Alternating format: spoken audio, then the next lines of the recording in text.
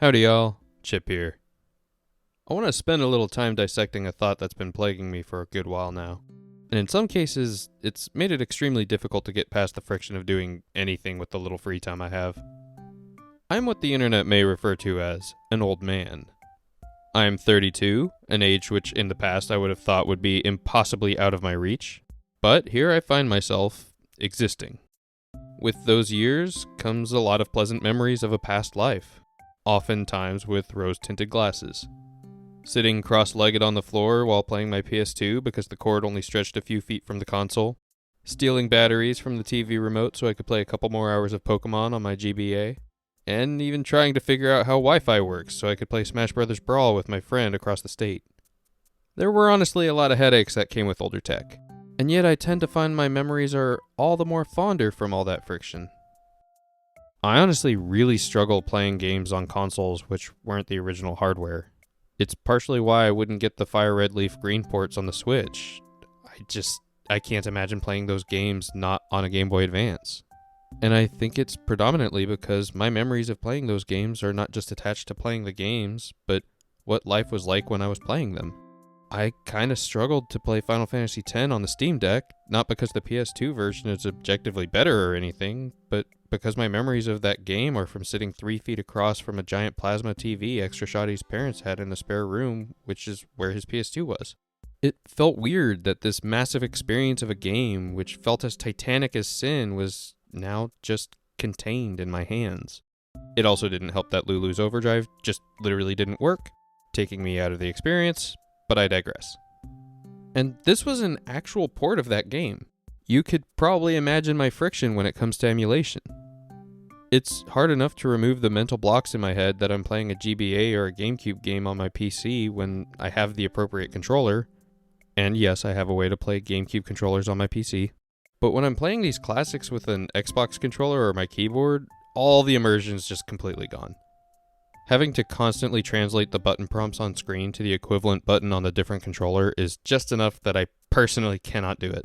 Not saying that it's wrong for everyone, but I just cannot do it.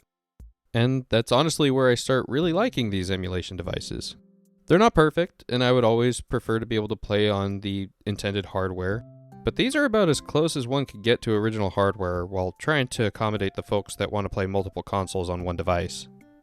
I personally have the TrimUI Brick, and it's realistically the closest I'm ever going to get to playing some Game Boy through Game Boy Advance, some NES and SNES games that I don't already own physically, seeing as it's only going to become more expensive to buy original cartridges of games.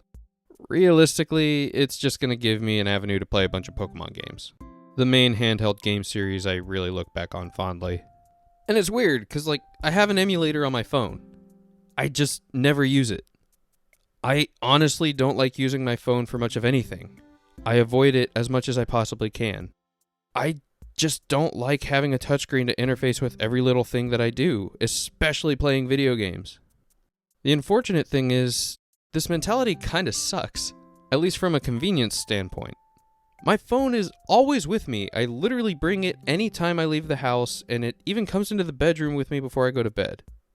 I have Bluetooth headphones that automatically pair with my phone when I open the case.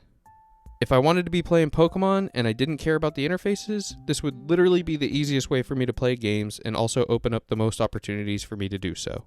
But every time I try to play a game on a touchscreen, I close it 5 minutes later. I just can't get into it the way that I would on a device with buttons, which just means I don't play as much as I would, which feels just so damn unfair. And yes, I recognize this is the most privileged of problems to have, and it's a frustration of my own creation, but damn it, I just can't get past this. I've got this good buddy of mine. You know who you are when you better be watching. And from what I can tell, he exclusively plays Pokemon on his phone. He flies through the games, not because he's trying to rush through them to get to the next one, but because if he gets an urge to play the game, he can just whip out his phone and knock out however much he feels like. Whereas for me, I'm needing to use a specific device, which, although it's a much better experience for me when I'm actually playing the game, means I can pretty much only play the game when my kids are asleep and I have the device on my person. Then, learning nothing from this experience, I did the unthinkable and I bought a digital camera. My phone, with a more than capable camera on it, is always on my person. Why would I waste money on a camera, which I may only have on me on rare occasions, and still default to most of my pictures being taken on my phone? And honestly, the answer is because I want to have the physical feedback. I want to have a device which was solely engineered to give me the best experience of taking pictures and videos. Sure, having my phone to take quick pictures of my wife and kids when I'm in a pinch is great, but for intentional photography, I just feel nothing when I'm using the phone. I just click the button and then I shove it right back in my pocket. I noticed in the month that I've had the camera, I think differently when I'm trying to take pictures than when I use my phone. This isn't to say one couldn't be a good photographer with just a phone. I am not saying that at all. I think there's plenty of evidence to prove the contrary. But I know I can feel a difference for me. I'm excited to use this camera, whereas the phone is just a convenience that I'm just as eager to put back in my pocket when the moment's over. And this feeling kind of extends to everything for me. We got a minivan a few months ago, and the excitement I felt was palpable when I saw 90% or more of the features are activated with buttons and knobs, and the little touchscreen is just there for an optional method of interfacing with the navigation and the media. On the same line of reasoning, I think fondly back on the iPod and the experience of that scroll wheel for navigating menus and controlling the volume when listening to music. I really do enjoy Spotify on my phone for being able to listen to recommendations for new music without needing to pay 99 cents or, God forbid, $1.29 for a song. But there really was something special about having a curated playlist on that little device with that haptic scroll wheel. Or I think about all my different reading apps and how, although I do read significantly more with them being on my phone than without having those apps at all, I'm always going to take a physical book over an ebook. I've noticed when I've spent a lot of time reading an ebook on my phone and then I switch to some physical copy, whether it's a novel or a manga, the difference is just night and day. I just wish these apps weren't so damn convenient. And, I've seen a lot of discussion online about decentralizing your life from your phone and getting back to dedicated devices. And while I do think there's a lot of good that comes from that, and we could all probably do with a little practice in that realm, I don't inherently think there's anything wrong with using a smartphone. We just probably need to be a little more intentional in where and how we spend our time. And that's kind of where it all comes together for me. Finding a balance between the new tech and the old tech. I think the smartphone and what it stands for brings a lot of good to my daily life. I have my books and manga on it, and I'm able to read them in waiting rooms or late at night when I don't want a reading light keeping my wife up. But I still also read physical books. I have a Spotify account for discovering new songs via recommendations from friends or hearing them in shows and movies, but the songs that really mean something to me I get from my iPod or on vinyl. I have emulators and ROMs for games I missed out on in past years when I can no longer buy legitimately or even a reasonably priced copy, but if I have the original game in the console, I'm going to play it as intended. And it's not to say that that balance needs to be set in stone. I've noticed that as the years march on, my needs change. And I have to reevaluate my priorities. There's been points in my life where I've only been able to do anything if it's on a phone, and then there's other points in times where my phone isn't even on my person because I use it so infrequently. I don't think there's an objectively right or wrong answer to any of this, and some people may find great joy in just being able to use their phone for everything. But I know for me, right now, it's just something which gets me by until I can use the real thing. These phones are just tools, and we get to choose how much or how little we need to use them. I don't see a world where I completely get rid of mine, as the convenience it gives me in certain situations is still worth it to me.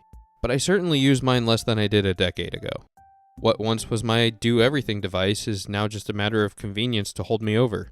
And honestly, that's been working out well for me. Anyway, I want to thank you for watching the video to the end. I know none of the ideas that I presented here are revolutionary or new, but I just kind of felt like talking about them in this space. The original idea I had for this video was kind of doing a pro and con, playing all of your games on a single device versus having a bunch of different devices for it, and whether that brought more peace or stress into your life. But as I started kind of thinking about these ideas, I realized the way that I think about it stems far more than just playing current era games, and even just outside of playing games in general. So maybe I'll make that original idea as a follow-up. If you're new around here, welcome. I upload a video weekly, and I love seeing new folks down in the comments. Maybe consider subscribing for more. Anyway, like the video if you liked it, ignore all buttons if you didn't. And until next time, keep it tuned in.